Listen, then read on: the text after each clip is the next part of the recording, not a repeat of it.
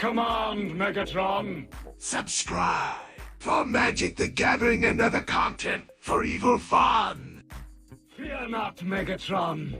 Cybertron shall remain as you leave it. Climb! Are you crazy? Good morning. Good morning to the Morning Coffee, the show that runs from Wednesdays to Saturdays in the morning at 11 a.m. CGT time. Need some coffee.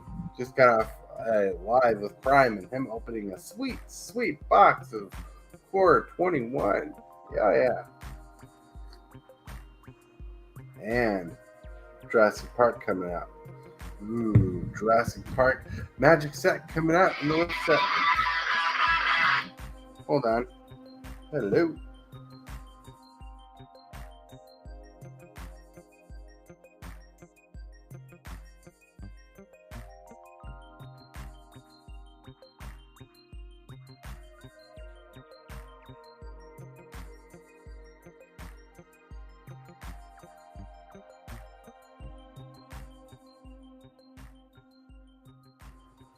Hello. So that was an important appointment reminder.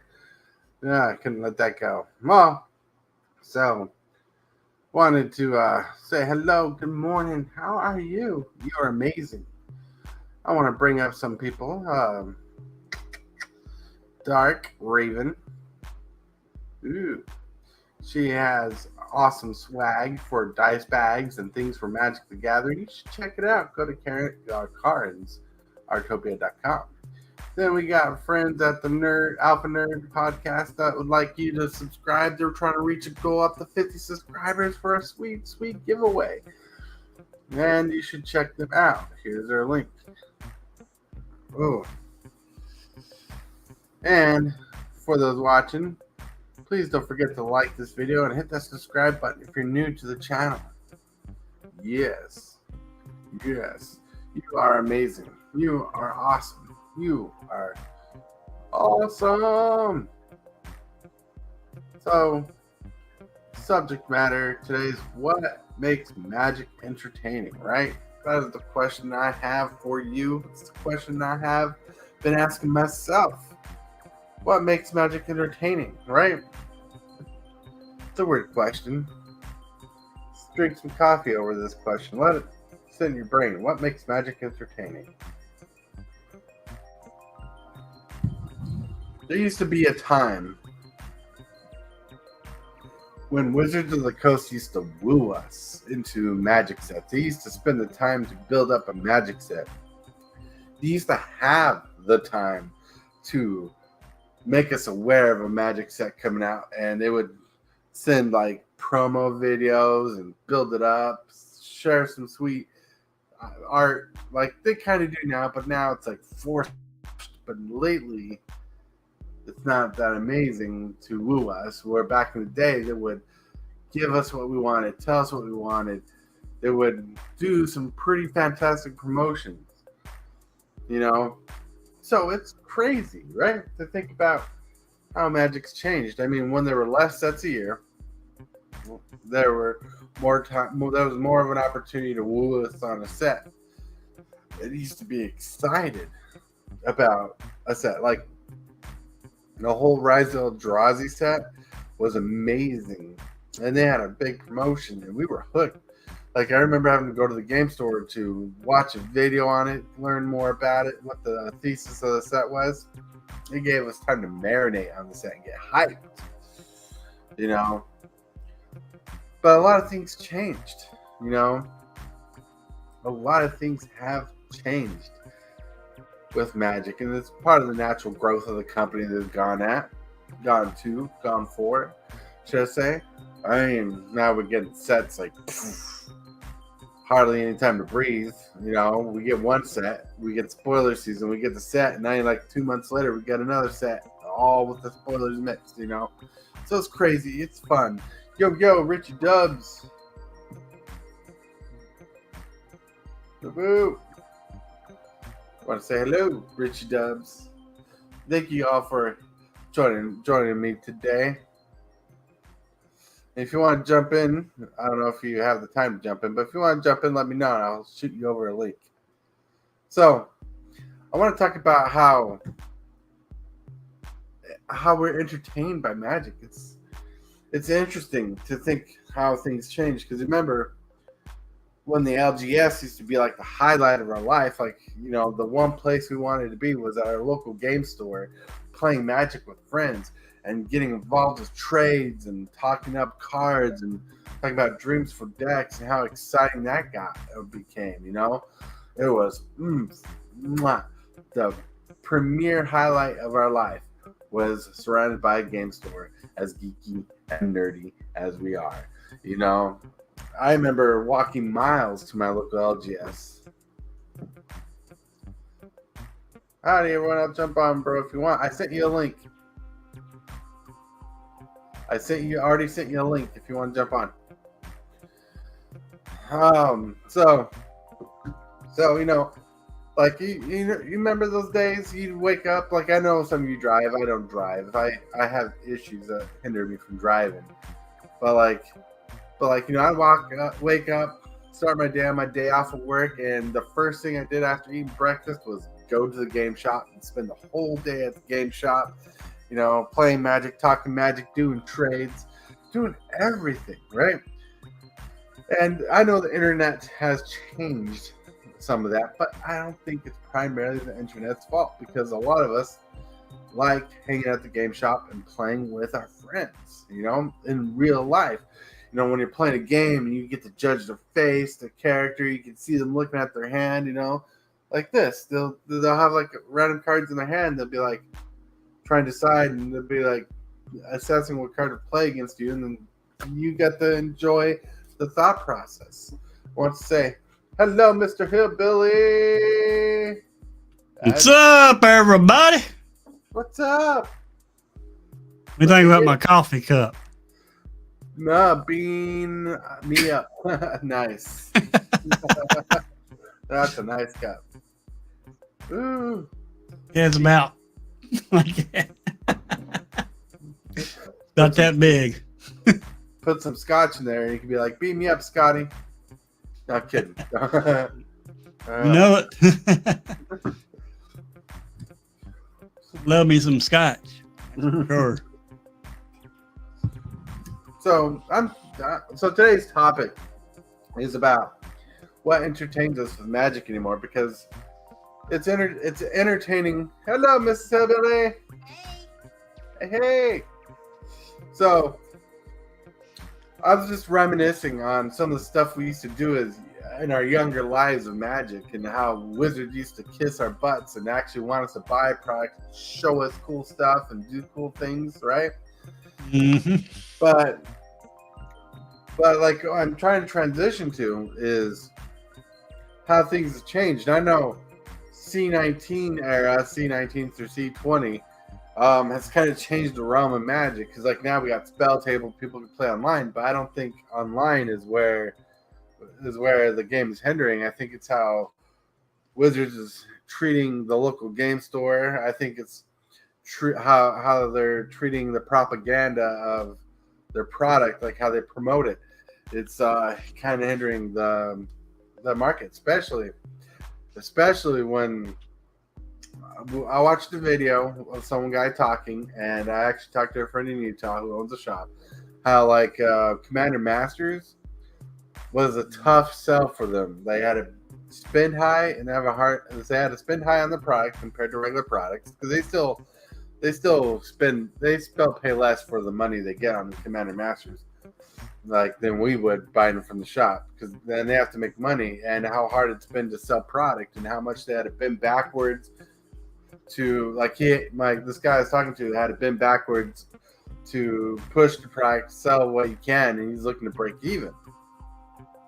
But also, you know, he has a small group of people that shows up to his shop to play Magic every day, but it's nothing like it used to be, where like you get 15 to 20 people in the shop all day hanging out, playing games, spending money as they go, like on stupid things like soda to Magic packs or singles. You know, the vibrancy has gone down. In fact, his shop no longer focuses too hard on Magic. They have a nice display case up front. I've been in the shop, their newest shop recently. They have a nice display case, but it's smaller than it used to be around their cash register. And they have packs behind the register, but everything else in the store is board games and different forms of games like Warhammer and D&D, and they make most of the money even off of video games, like buying and selling and trading video games. So the entertainment Magic, and I see through the community, has shifted. I mean, like, and this is no dog on you, but people watch you because you play Arena, right? And Arena's your main thing, and nothing wrong with Arena. Like I've told you before, Arena is not my favorite format to play, but I started my own camp so I can play against you just for fun sometimes. But like the system is not what it used to be. But what draws me into the game is the community now. The community actually kind of the saving grace of Magic, because with all the negative talk on product and prices falling, prices going up, like prices falling on singles, price of product going up, and how it's unbalanced, it's uneven, whatever. There's the thing that's saving Magic right now is people in the community. Now, there's a lot of positive content out there, and there's a lot of negative content out there. Like I was watching last night. I was watching what is it? Kenobi's channel, Kenobi's video. Yeah, I can't think of his full name. He's been on the Professor's channel before several times. Yeah. And he had this really good conversation about how Magic's changed, and talking about the very nice product, like how you got this expensive product over here and you got this cheap product, and how the expensive product negates the cheap product because no one wants the cheap product if the expensive product is better. Right. But that's one thing that's hurting them too is the prices. Mm-hmm. I think if they lower the prices then get more people into Magic, more people come into Magic and spend even more money. Right. You take a say a $4 card, mm-hmm. and it's good. You're going to get that person's going to go in there and they're going to buy that card. Right. Then after they see how good that card is, they're going to buy another one. Right. Or if not another one, they might buy 3 of them. Right. That was like one of the. That's where they would make their money at. Instead of raising the prices, they need to lower the prices. Right. And that's one of the things that drew me into Magic when I was younger is the packs were cheap, like $3 to $4 a pack. And, you could just buy a bunch of packs for cheap. And most game stores I went to, if you buy like a handful of packs, they give you a discount rate for like buying a bunch of packs, outside of a box. And sometimes the way the prices were, you got a little more of a deal on the box than you did on the individual packs too. And so, but then being able to open up ripping packs, and this is before we had stat packs, before we had collector packs, so everybody was on even ground and everybody had the same chances of pulling anything. Then you had the singles market available to buy individual singles, and that right there drew me into the game because a lot of singles. I mean, come on. When I first started playing Magic, it was 10 cents a common, 50 cents a uncommon, and $1 for rare on average. Mm-hmm. Right? Not hard to remember that. There was no super different prices. I mean, if a rare was more than $1, they would have them in certain binders or in certain parts of their case. But on average, when you're paying 10 cents a card for a common, which is a great deal, then you're paying 50 cents a rare. 50 cents an uncommon. I mean, you're like, oh, I can afford this. I can work around this. But now, then there came to a time where things changed, where not every common was worth 10 cents, and not every uncommon was worth 50 cents. And obviously, every rare was not $1. But that was the draw to the game. And Now, things are a little weird because you can get commons for like a couple pennies to 27 cents. You can get commons from 50 cents to 25 cents to higher even than a dollar, you know? So it's like, you know, it's like this weird balancing act. But also... But I believe if they would just change their prices, they'd make even more money than what they're making now. Right. Quantity sales over quality sales, I guess, is the thing. Right. Quantity sales over money. Because the more quantity you have, the cheaper the quantity is, the more people are going to buy. Right. Well, I get what you're saying, and well, I guess Mark Rosewater was saying they need to separate packs from like different, like for price values. So some packs look intriguing to others, while lower packs look intriguing to a different audience, which I find is bullshit. All right, so like, what I find is bullshit is you obviously have this fancy pack of fancier looking cards and fancier pull options with power level differences that you're selling for like $20, where the $4 pack only has one rare, nothing super fancy about it. And I'm talking about a draft pack, not a set pack. You know, and they kind of configure the difference of like people, like it's like they think poor people like me are just going to want draft packs because they can afford it, but really we want the collector's packs, but we just can't afford it. And usually, since I can't afford the draft pack, I don't focus on the draft pack. I just focus on the singles because it's easier just to focus on the singles, especially when the collector's packs ruin the value of rares. And by ruin the value is they're so much more common in the collector's packs that they stabilize in the market as cheap. And you can get them for cheap. And what's the point of trying to open up a draft pack when you can probably save money by getting the singles market on the better looking cards? You know, because it doesn't. But also, you know, you take a $5 card single, take a $5 pack, you'll get more cards. We're right. And people will buy. If they want that single, they're going to buy that single instead of that $5 pack. Exactly. And that's, if you think about it, that's healthier for the secondary market, but it's not healthier for WotC. And WotC's pushing to sell things. Now, when the price is raised to ridiculousness, now I understand, and I'm not going to negate the fact that when they go into different IPs, it costs a little more because they have to pay for the IP. And they have to make that up, which I understand that. But when you ridiculously overprice something, who's your target audience other than Wells? You know, like. And who's buying all this stuff too? That's another thing. Like Lord of the Rings is like their best-selling set right now, which I'm not going to complain that a IP is making good money, especially with Lord of the Rings. But what's their like?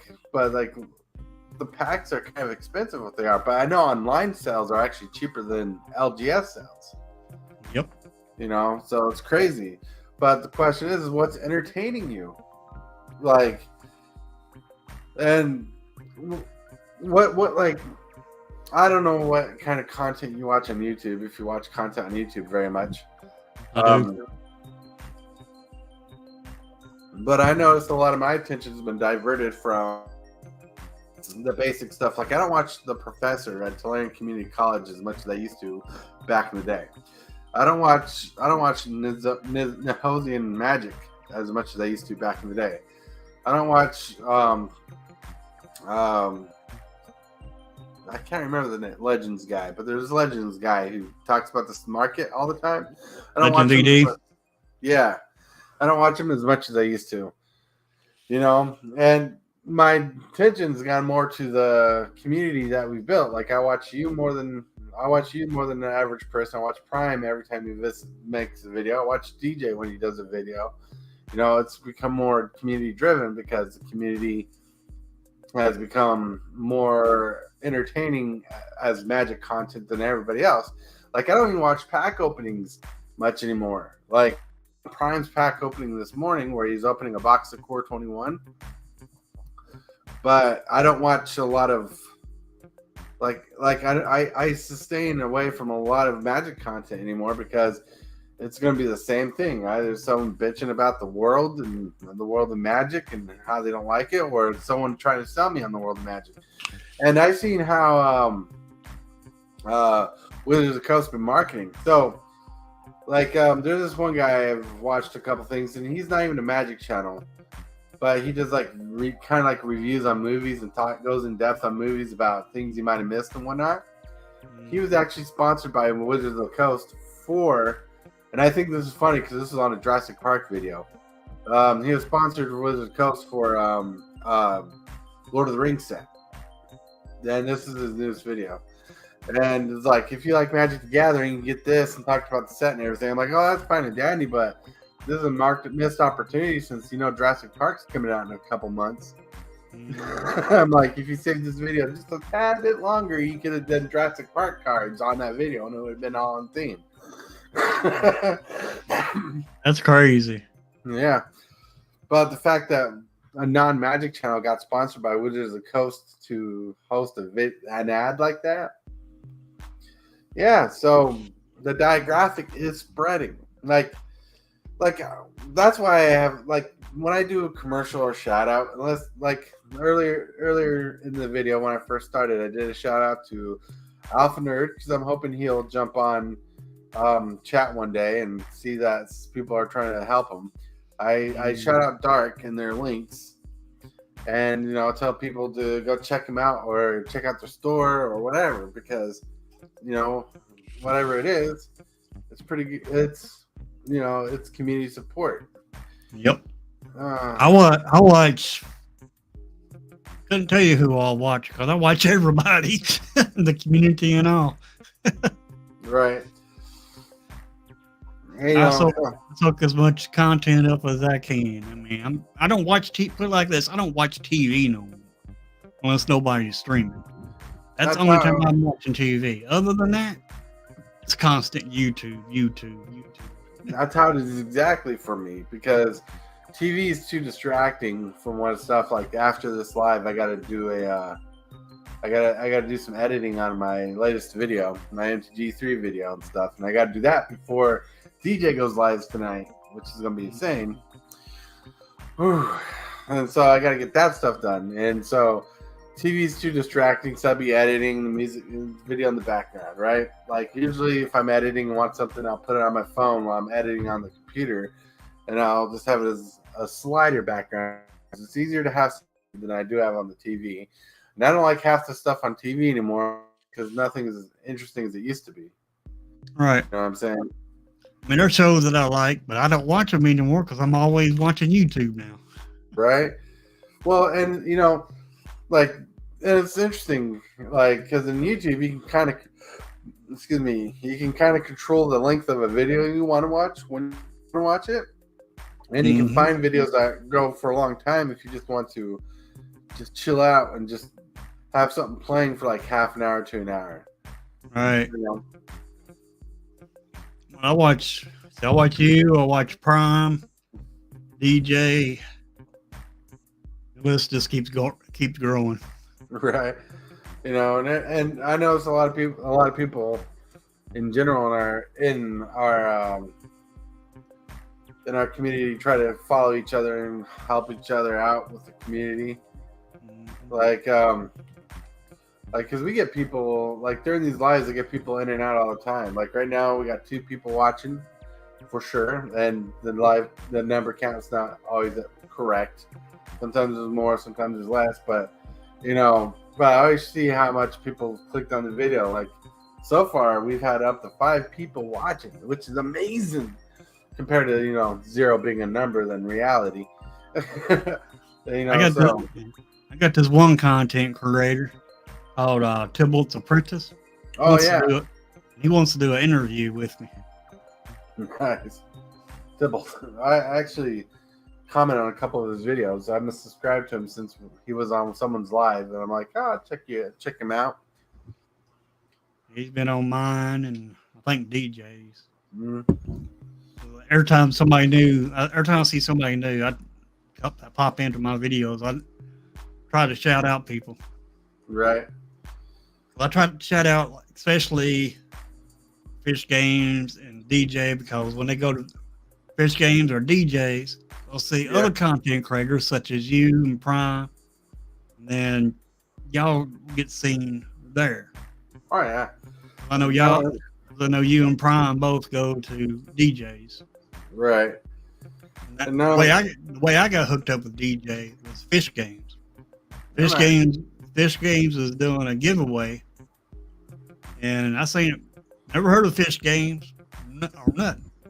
Anyway, I was surfing on YouTube. I seen Fish Games. I seen giveaway. I'm like, what the heck? I'll check them out. Right. So I checked him out, and DJ was there. Mm-hmm. And Fish Games gave DJ a shout out.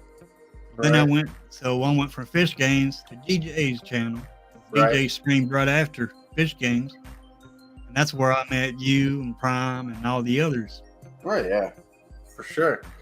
It's like, because like I met DJ through Facebook, because I got a lot of stuff that I normally watched on YouTube, because like there's a lot of YouTube creators, and there's a lot of different creators out there. Like there's like I remember asking if there were different YouTubers people watch, because I get tired of this list, and I listed kind of the name of some creators I watch. I'm like, I'm looking for something different than these people. So links, and another time I went, so I'm looking for new creators, different kind of content. And DJ's like, hey, I make content, posted his link, and I went there, subscribed, and it took me a while to realize he likes to stream really late at night. And that's how I got connected with him. And the first time I was on his live is where I met. The first time I was introduced to his live is the first time I met Prime 406 Games. And Prime 406 and I became really good friends after that. Then through Prime 406 and DJ, well, between Prime 406 DJ, that's where I met you. So that's where I met Fish Games. Like the last couple of people that DJ's had on his channel that were new people, I subscribed to their channels just to check them out. And I've been active too. Like when I subscribe to somebody new, I try to be active on their profile, on their YouTube channel. Like I'll watch a video, comment on their video. Because I'm hoping one day, maybe I need to learn to be better, is I can build these relationships with these other people. Because I'd like to have Alpha Nerd on my channel one day and actually just talk to him, because he knows a little bit about magic, but he breaks off different things, and there's certain things I want to ask him in person, like this, about like how he does his podcasts and stuff, just because there's tips and stuff we can learn. Because I get in the mode of talking, but I don't get into the nitty gritty like he does on certain things, and I like to understand and get him idea of how things work. And you know what? It's pretty neat stuff. And there's a lot of benefits people have had with this community that's been entertaining us. Is we've actually had a lot of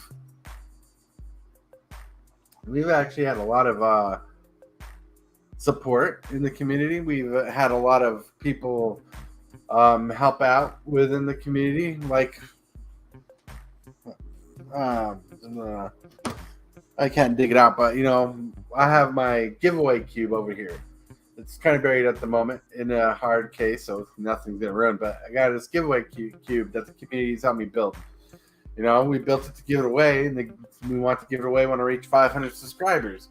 And before YouTube went out saying, 500 subscribers, you can be monetized, that was way before.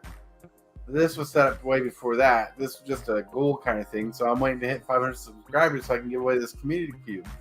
Still going to need to make a separate video on that again to remind people about it, because it's worth more than $300.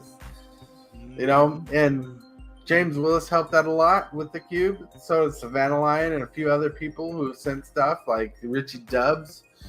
They've sent stuff for the cube. And I pitched in myself too to help build this cube. And I designed the cube. There's a whole roster back in old video days that I done for the giveaway cube. It's the community's been good, and the entertaining portion of the cube is people are showing more of their interests and hobbies now. Like Prime loves Magic, but he loves Transformers. He loves playing video games, and I know he's been struggling to keep up content, but the entertainment value in Magic has become learning different people's personalities. Yep. Than it has been about the game, which I find interesting.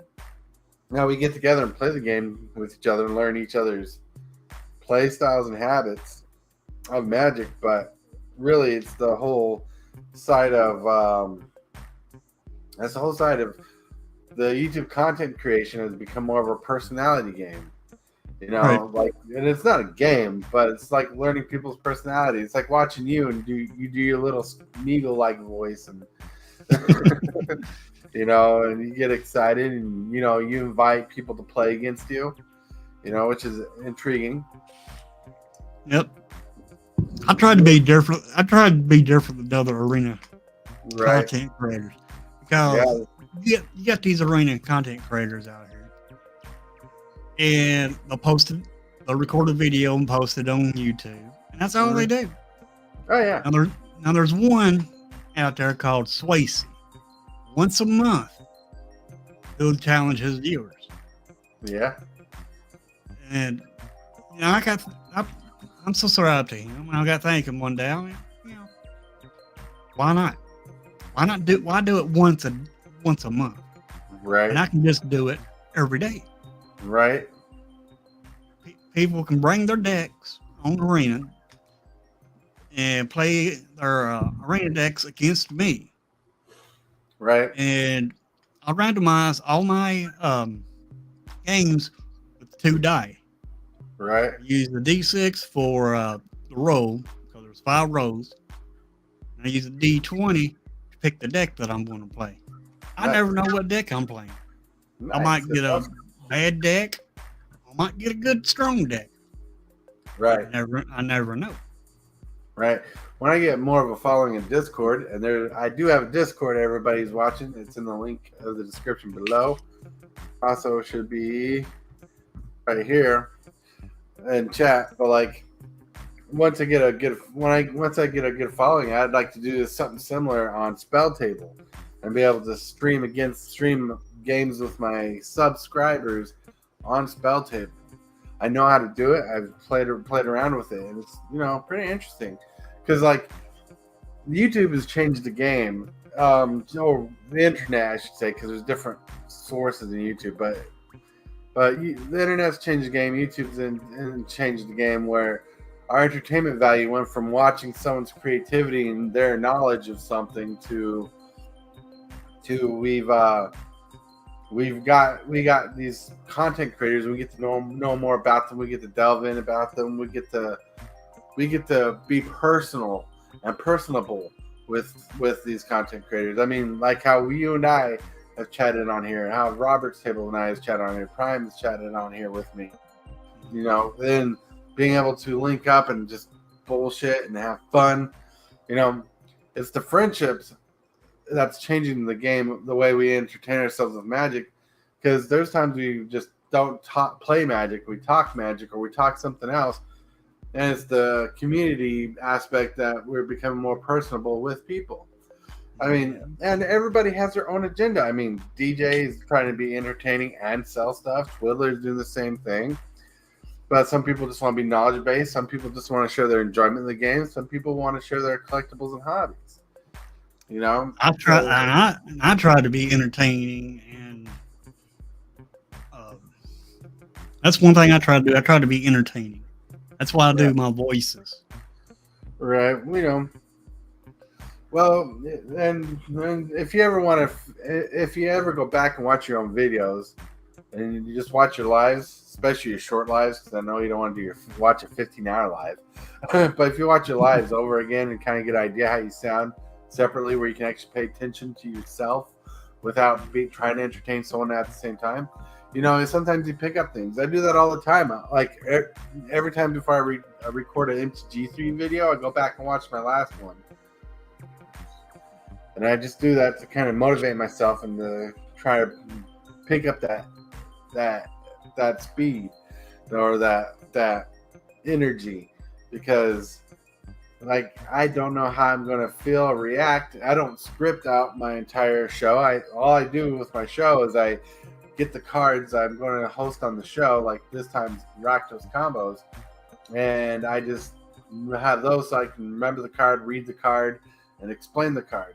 And but like then just so I don't lose track, I put the comment I picked for the day on there so I can just kind of flow it through. So when I'm editing, I don't have to pace out so many things, because there's been times where I started the show without the comment of the day and had to waste like 5 minutes of recording of empty space looking for the comment of the day again because I didn't plan ahead.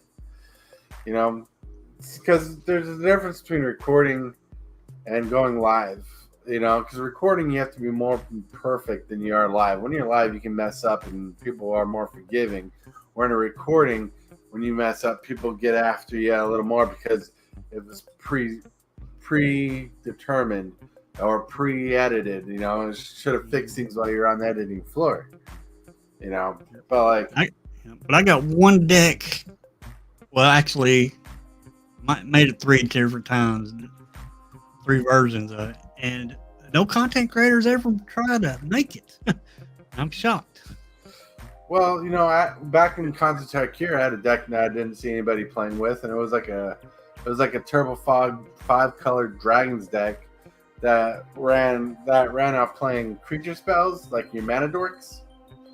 Because there was a handful of Mana Dorks in Magic, and you had Jeskai Ascendancy, so that's blue-white. That's already blue, white, red, and green, so that's already 4 colors.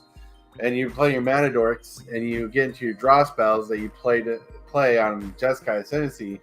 Jeskai Ascendancy and tap all your creatures, which is your Mana Dork, so it'll give you extra mana, and you pump into it to play your creatures, dragon spells, and you tempo it out.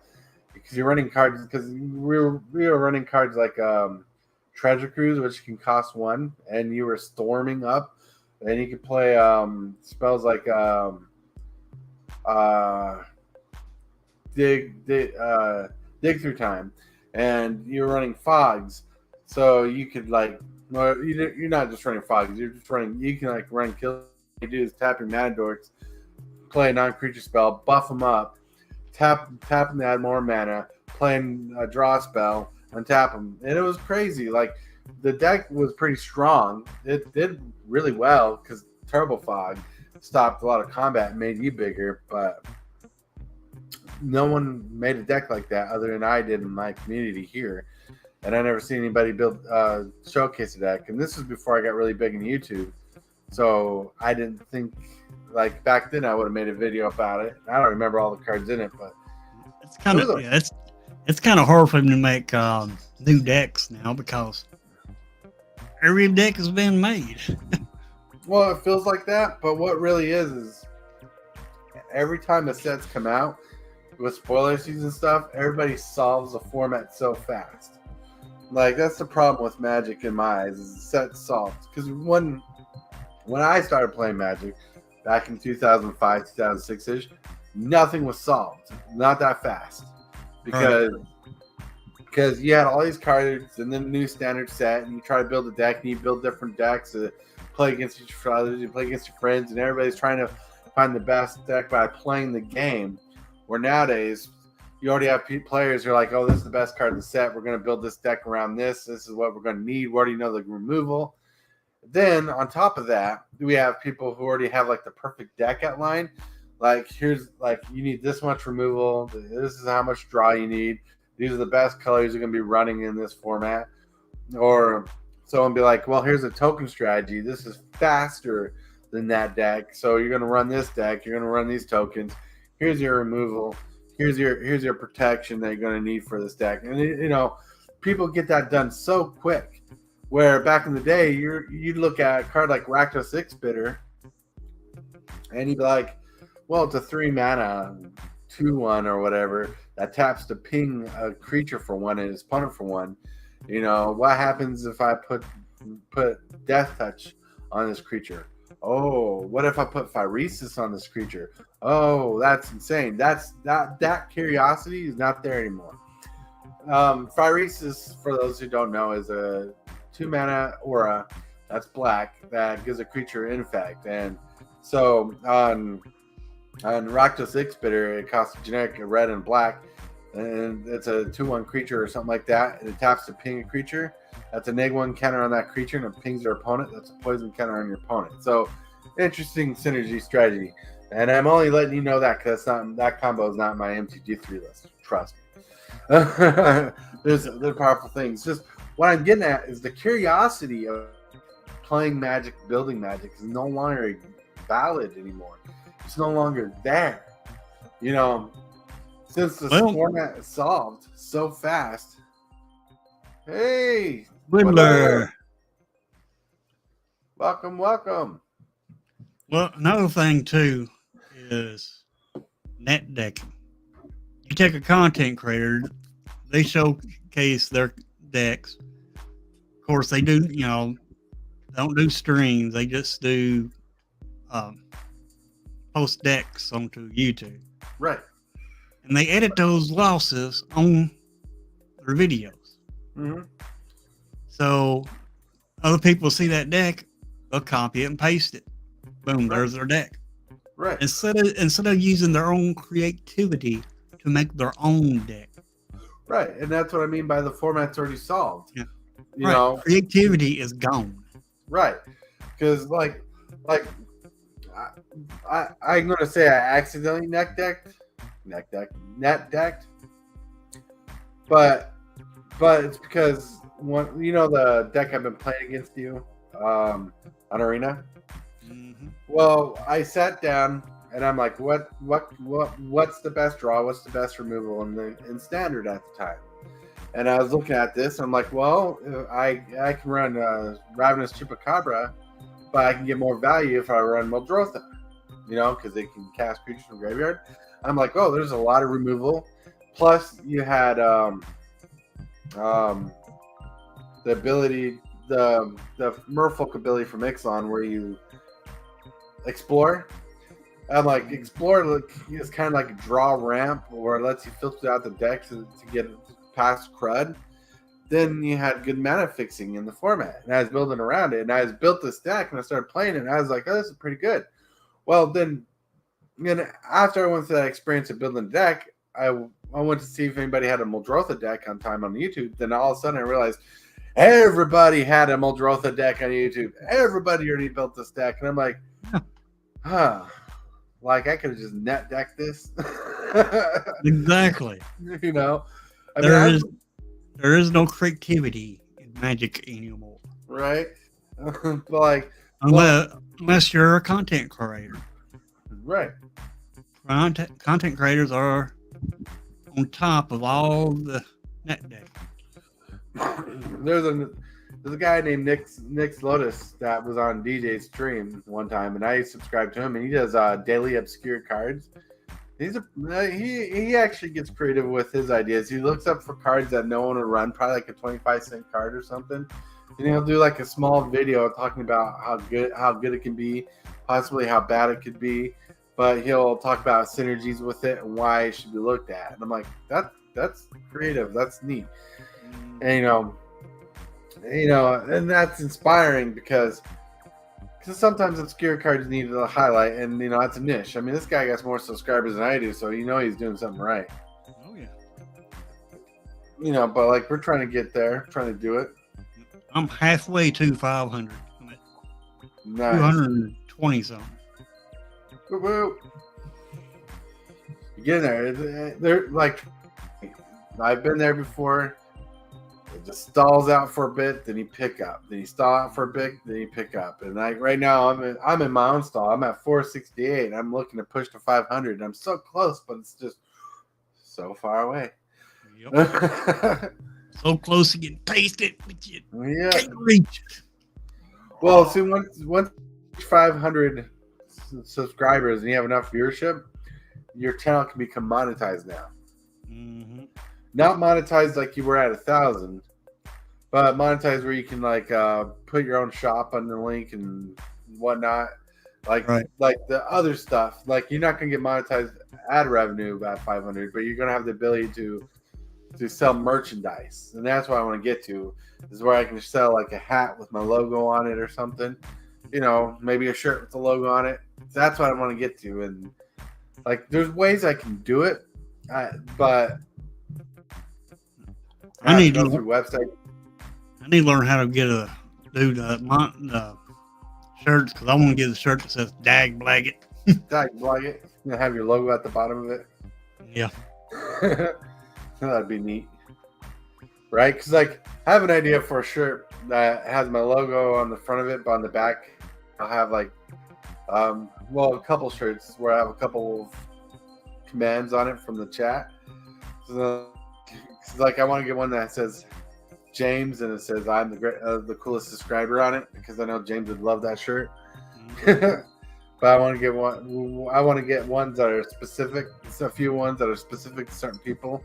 Now, certain commands that don't have links in them. Right. Like. So I'm not gonna put in my own command, or I'm not gonna put in a command that someone's links. But subscribers who have like interesting links. Yeah.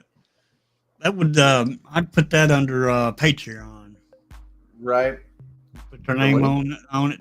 No, you do merchandise with their name on it. Oh. I would do that under Patreon. Right, I could do Patreon right now, but that's a tough thing. Like, I could activate Patreon, because you don't need to be monetized to do Patreon. Patreon's a way to get around monetization. I don't have enough following to make it worth it, but it would be, it could be good to do it that way. I want to prove to myself I can do it through YouTube. That's my goal, because I'm not out to make money. I'm out there to entertain people and have fun. That's why today's show is what makes magic entertaining, because we talked about a lot of things, but we've kind of honed in on the fact that what's entertaining about magic anymore is the community and how we involve ourselves in the community.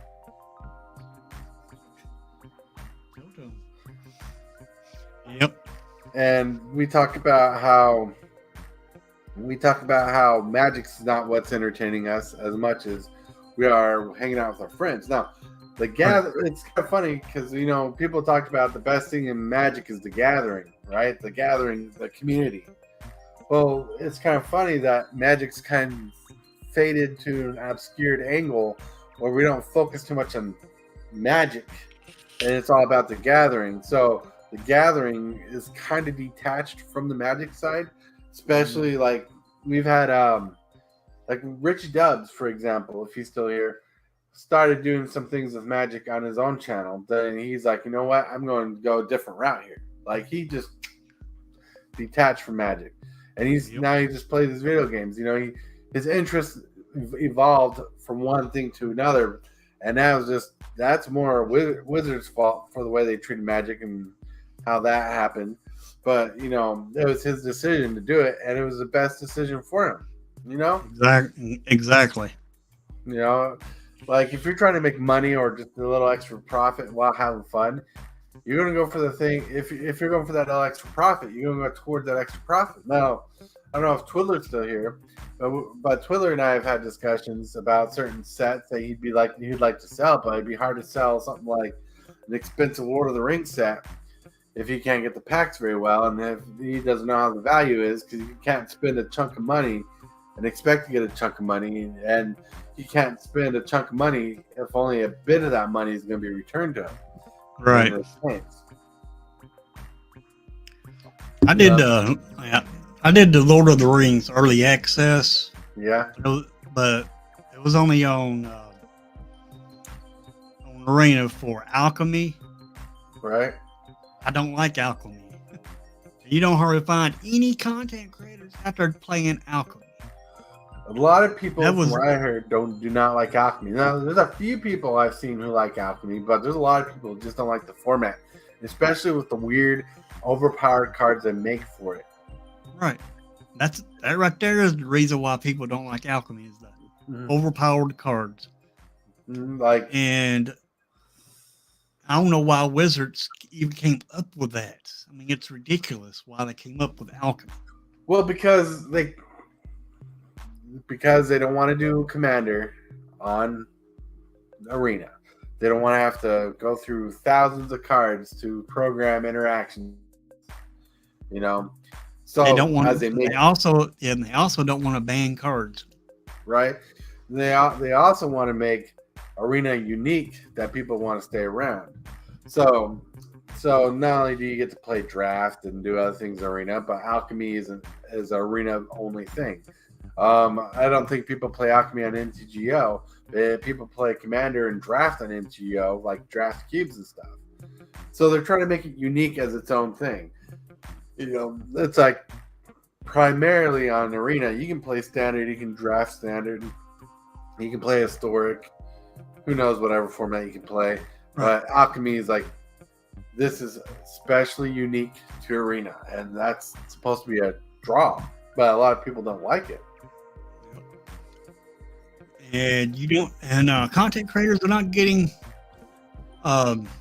people interested in alchemy also, because they do not like that format. I got 2 alchemy decks made, but I made those back when I did early access for Lord of the Rings. And that's only because it's the only way I could play the cards. Right. And I usually do, when I do early access, that's usually like a 15-hour stream, if not longer.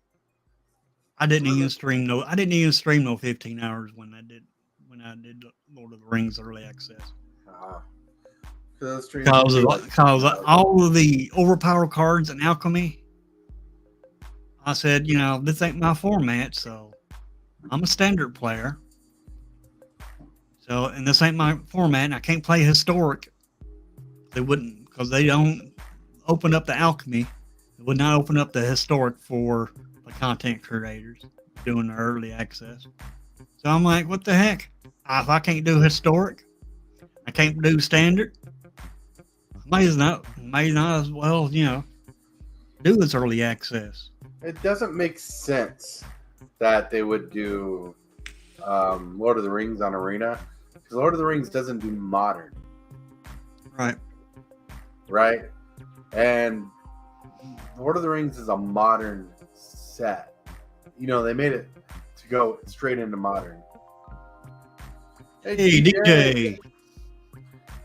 I thought you were sleeping. Now, when Wilds Wild Dream comes out, I will be doing a 15-plus hour stream. Mm-hmm. And that's only because it's a standard set. Yep. But if it ain't standard, then I can't play it.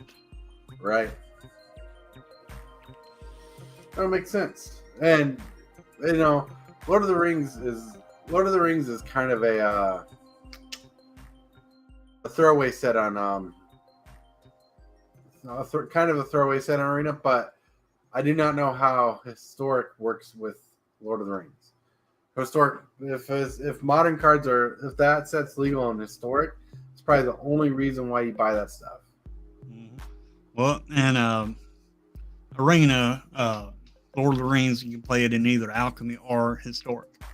You can play just about all of your alchemy cards in historic. Yay, because you know historic needs the power 9 set in by a card. They do have the power 9, but in the alchemy and in historic too. Right, because there's that one dude who, when you cast him, puts it all on your deck. Yep, I can't think of that button's name. But when it attacks, you scry. Right. And it's flyer. It's blue. Yep. And looking at the time, everybody, it is actually time for us to get on. We've been talking pretty well. Thank you for everybody for showing up and being amazing and commenting. If you haven't, check out MTG Hellbillies channel. I'll put the link in the chat. If you're not subscribed, thank you for being on. DJ, thank you for stopping by. Coaches, thank you for stopping by. Richie Dubs, thank you for stopping by. You guys are amazing. Thank you for chilling with us while we talk about what's entertaining us in Magic the Gathering. And until next time, my friends, You guys have fun and play wise. And You look terrible. All white and tired and old. How's the job going?